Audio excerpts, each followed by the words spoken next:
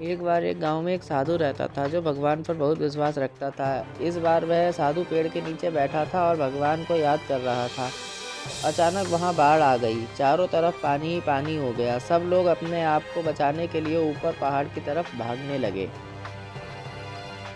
उनमें से एक आदमी ने देखा कि इस हालत में भी साधु जी भगवान की तपस्या कर रहे हैं। उसने सोचा कि ये अपने आप को बचाने के लिए कहीं जा क्यों नहीं रहे हैं।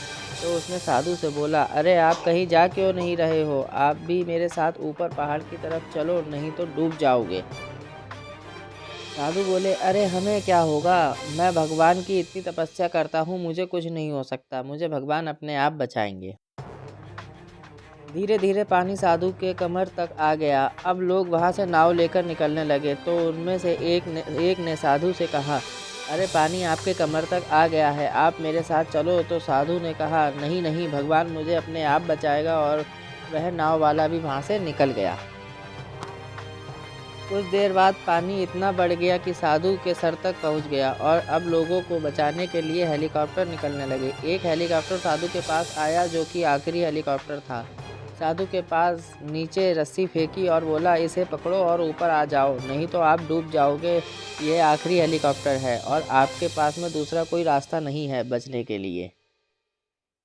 साधु ने कहा, यह रस्सी वापस ऊपर खींच लो और आप चले जाओ। मुझे भगवान के ऊपर पूरा भरोसा है, वह मुझे बचा लेगा। पानी काफ़ी ऊपर आ गया, पेड़ डूब गया और साधु की भी डूबने से मौत हो गई।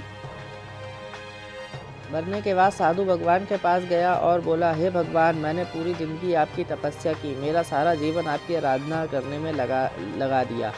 फिर भी इतने भरोसे के साथ इंतज़ार किया कि तुम मुझे बचाने आओगे, लेकिन वहाँ मेरी डूबकर मौत हो गई और तुम नहीं आए, ऐसा क्यों? भगवान बोले, मूर्ख इंसान, एक नहीं 3 बार आया था। वो तीनों बार मैं ही तो था। पहला पैदल, दूसरा नाव के द्वारा और तीसरा हेलीकॉप्टर के द्वारा। लेकिन तुमने मेरा एक भी अवसर पहचान नहीं पाया। पता नहीं किसका इंतज़ार कर रहे थे तुम। इस तरह से ज़िंदगी में हमें ऊपर वाला बहुत से मौके देता रहता है, लेकिन हम सब उस मौके को ठुकराकर पता नहीं किस चीज़ का इंतज़ार कर रहे होते हैं कि वो होगा तभी मैं करूँगा। और इस बात पर अड़े रहने से एक वक्त के बाद वो मौका हाथ से निकल जाता है और हम कुछ नहीं कर पाते।